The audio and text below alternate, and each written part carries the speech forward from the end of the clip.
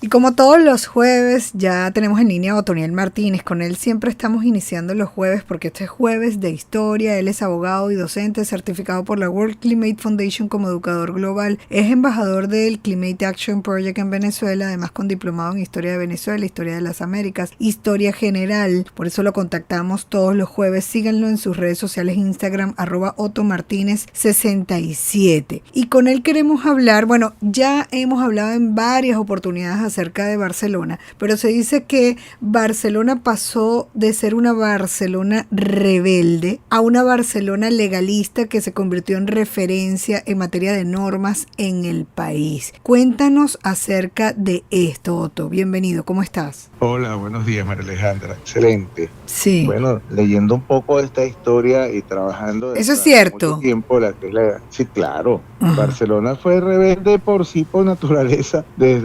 prácticamente desde su fundación. Recuerda que una vez en un programa hablamos cómo, de hecho, Juan de Urpín, cuando funda la ciudad, inmediatamente quiso crear una provincia distinta a la Nueva Andalucía, que era como la llamó Nueva Cataluña. Entonces eso como que quedó ese germen de ser la ciudad propiamente dicha como tal, tener sus propias autoridades. Sí, pero también en eso de rebelde me trae a colación el himno, ¿no? Del Estado en particular, no Barcelona, sino del Estado, tumba de tiranos. No, sí, claro, tumba de sus tiranos y el escudo del Estado Anzoátegui, tumba de sus tiranos. Barcelona, entendiendo la ciudad como epicentro, extendida su influencia a toda la provincia, y siempre ha sido así. Barcelona, debemos estar claro que es la ciudad histórica, la ciudad capital del Estado, ganado a pulso y ganado en el fragor de esas luchas y rivalidades y contiendas políticas durante siglos, y que después, María Alejandra, se va a convertir en un centro de pensamiento, de cultura política, de cultura jurídica muy importante, donde el foro jurídico discutía en la vía plazas públicas, se discutían las normas que iban a ser aprobadas. Te comenté una vez, de hecho, la primera legislatura. Sí hacían consultas para aquella época, sí hacían consultas. Sí, ¿cómo no? Claro, se hacía consulta y se hacía en la calle. Imagínate. Los diputados de la ciudad, bueno, lo hicieron cuando crearon la República. El doctor Francisco Espejo presidió la República de Barcelona Colombiana en 1811, imagínate tú eso.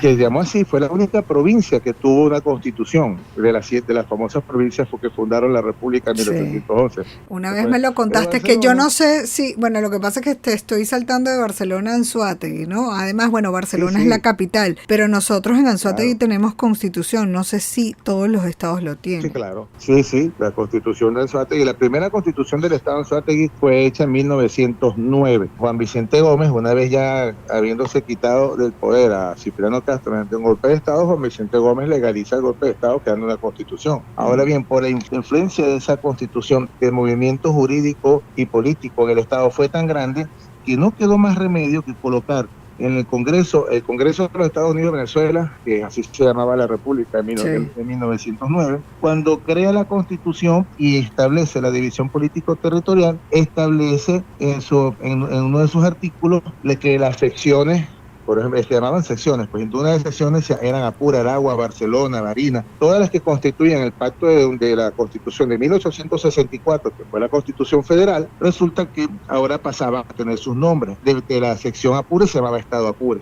sección Aragua, Estado Aragua, y la sección Barcelona históricamente va a ser llamada Estado Anzoátegui, que es fundado oficialmente, creado por la Constitución de 1909, hoy en día se mantiene en esa denominación. ¿Cómo se llega a todo eso? Una Barcelona que siempre, en los azares de la Guerra Federal, es la primera ciudad fuera de la influencia de Ezequiel Zamora en Coro, cuando llega en 1859, declara la Federación. Barcelona es la primera ciudad que se declara por la Federación, la primera ciudad de Venezuela, fuera de la influencia de los jefes. Qué importante. Y las banderas de Barcelona se cambió, y llegaron a tener una bandera, la bandera era del color azul, que era el color que usaba la bandera de la Guerra Federal.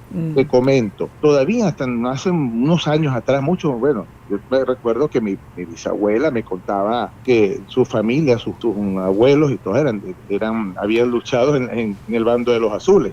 Y de hecho fue así. Hubo mucha gente que se hizo partícipe de la Federación. Barcelona fue sometida a sangre y fuego, pero Barcelona sale triunfante en la Federación de 1864 y otra vez vuelve a ser la primera ciudad, la primera asamblea legislativa de un estado independiente en Venezuela, de un estado como tal, un estado autónomo, mejor dicho, es la de Barcelona, en 1864. Y fue tan importante ese evento que el presidente de la República en aquel entonces, que fue Juan Crisóstomo Falcón, vino a inaugurarlo. Entró por barco y entró por Maurica, por cierto, y de Maurica llegó al centro de Barcelona. Esta historia de Barcelona, sin embargo, Barcelona también es la primera ciudad que, así como la instaló Juan Crisóstomo Falcón su legislatura, resulta que termina siendo la primera ciudad que se rebela contra él en 1868. Y dicen, no señor, se declaran en rebelión frente a Juan Crisóstomo Falcón por su desgobierno y sobre todo por el abandono que tenía sometida la provincia. Y bueno, pues queda la ciudad, o nuevamente se abraza a la causa monaguera. Sabes que este estado fue monaguero toda la vida. Sí. Eso tenemos tela como para un mes de programa con monagas nada más. Sí, y Barcelona pues se convierte entonces en una ciudad que pasa de una serie de revueltas, luchas caudillescas propias de ese siglo XIX, María Alejandra. Esto era pura montonera. Aquí se combatía en Caigua, se combatía en El Pilar, el estado estaba lleno de guerrillas, el estado en Cantabria, en Chamariapa, todo eso estaba lleno de guerrillas liberales que luchaban contra los gobiernos. En cualquier momento se rebelaba cualquier caudillo, porque simplemente a veces era más por puro gusto que otra cosa. Aquí hay un caso anecdótico. Un caudillo, don Antonio Amparan, de Aragua de Barcelona, un día se rebela contra Guzmán Blanco y viene a atacar a Barcelona. Y bueno, al llegar a Barcelona, el general de la plaza le ofreció comprarle ganado y pagarle en aquella época 800 pesos en oro, y se acababa la revolución. Efectivamente, así se acabó esa guerra. Pero es que, mira, es que fíjate, tú hablando de historia y al final siempre las relaciones entre los seres humanos y entre los países, entre las provincias, como vienes mencionando, siempre están los intereses allí de frente, ¿no? Hace falta la integridad, la ética de aquellos que están liderando por una causa justa y real, ¿no? Y con responsabilidad de quienes lo siguen. Bueno, precisamente eso es lo que va a pasar. Este fenómeno ocurre ya a los inicios de la época de Guzmán Blanco. Guzmán Blanco se convirtió en el gran reformador de Venezuela desde el punto de vista civil. Mira más hacia el ciudadano y de hecho se preocupa por la educación de los ciudadanos. Sí. Y crea la instrucción gratuita y obligatoria en Venezuela. Claro. Resulta entonces que en Barcelona se crean muchas escuelas. Una de esas escuelas, la escuela del gran sabio, nuestro gran figura de la educación del Estado, Julián Temístocles Maza. Y ahí se va a formar una playa de jóvenes que luego con el tiempo van a ser nombres importantes en la configuración jurídica y política del Estado. Sí, ya en un programa hablamos de eso, Otto, pero yo quiero retornar al hecho, ¿no?, de Barcelona. Ahí cambió el nombre, provincia, Barcelona, Estado Bermúdez. Hubo cambios de nombres y también cambios territoriales, ¿no?, en cuanto al espacio territorial. Coméntanos al respecto, porque siempre las guerras tienen que ver, bueno, esta guerra federal que fue muy sangrienta, fue por la autonomía de lo que era la localidad. Ahora, pero ¿qué localidad? ¿Qué era lo que se estaba peleando y se logró? La región. Fíjate, María Alejandra, este detalle importante. Sí, a mí me ha tocado como abogado hacer investigación jurídica de las tradiciones legales de tierras desde por lo menos 150 a 200 años. Imagínate. Y me ha tocado hacer ya varios trabajos sobre eso, ¿no? Para interesados. Pues y resulta que he encontrado documentos históricos en el Archivo Nacional en Caracas, que es ahí donde reposa gran parte de los documentos que acababan desprendimientos de la nación, donde las tierras eran regidas por juntas, estos estados eran regidos por juntas de Hacienda, y cómo las juntas de Hacienda con el paso del tiempo se convirtieron en presidencias de Estado y luego en gobernaciones de Estado. Entonces, eso por allí es un punto importante. Y el otro punto es que si vas a buscar una tradición legal de 200 años de una finca, digamos así, un hato por allá por Aragua de Barcelona, por Santa Ana, lo más probable es que encuentres en el documento principal de todo esto, lo encuentres en Cumaná, cuando Cumaná era la capital del Estado Bermúdez.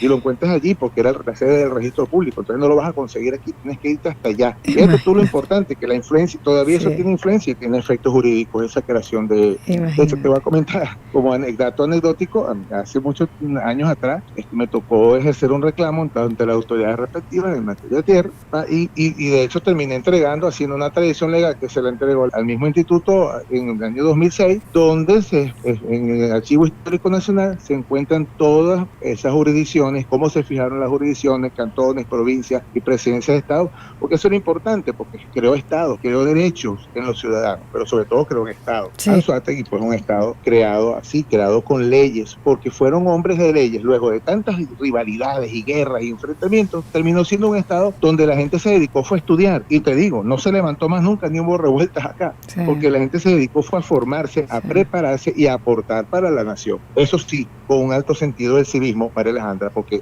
yendo al punto inicial, esta era una ciudad donde abiertamente en la calle, públicamente se debatía la conveniencia o no de una determinada ley. Imagínate tú eso. Sí.